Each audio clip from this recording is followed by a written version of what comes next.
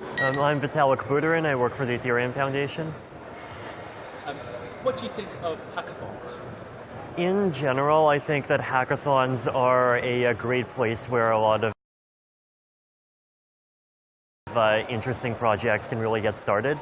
So I think that just like 1 or 2 days is not enough to get a full project out the door, but very often you can really get the seed of something started and you come up with something simple.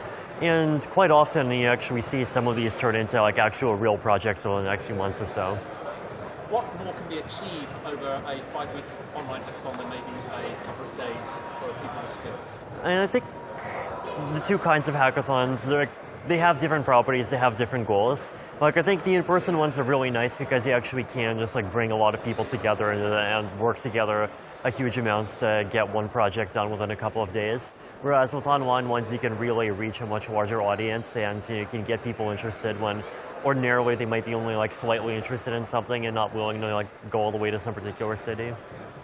Do you think we're ready for transparency in voting governance in this space? I think transparency in voting and governance is definitely a good idea, although you do need to be careful about how you approach it. I think there are many different kinds of voting right now where you actually want the votes to be secret and you don't want people to be able to reveal who they voted for because you want to prevent things like people selling their votes to the highest bidder very easily. So that's there are kinds of voting where that's not a problem, there are kinds of voting where that's more of a problem, so you have to be sort of a bit careful about what technical properties you want.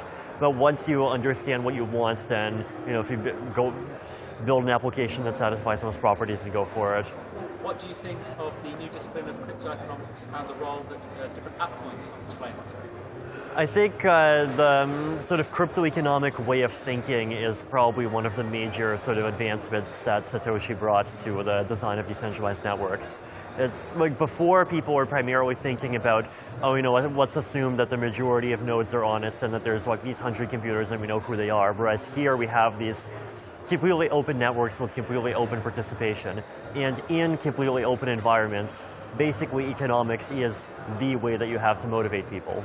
And it's designing applications with these kinds of constraints in mind really does sort of open the door to applications that, first of all, allow a much wider set of participants, allow pretty much anyone to contribute, and are potentially much more secure. They're secure against even more things than previous applications were secure. Also, I think they're secure under sort of different sets of environments and they're more robust to different sort of unexpected changes in how people otherwise interact.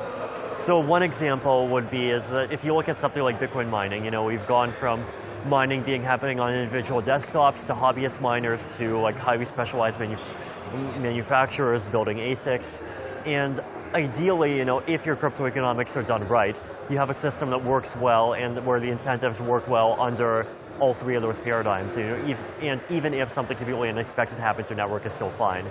So, in general, I think this notion of combining cryptographic proofs, identities, economic constraints, economic incentives, these sort of ingredients together, has to create these systems that are much more robust and more accessible and more secure than anything that we've seen before. Why did you pick China for this year's DevCon? I think first of all, there's a large amount of adoption in China. There's a large amount of people who are interested. And second, I think it shows the Ethereum community's willingness to actually be genuinely international. So, the Ethereum community is not one, that thinks being global means, caring about like Silicon Valley and Paris. It's, we actually have people from places all around the world and, speaking different languages in many different continents, and this is one of the things that I've always been proud of. And I think here particularly, even if you look at the booths here, almost half of them are Chinese. So there's a lot of excitement and potential that I think really deserves to be tapped.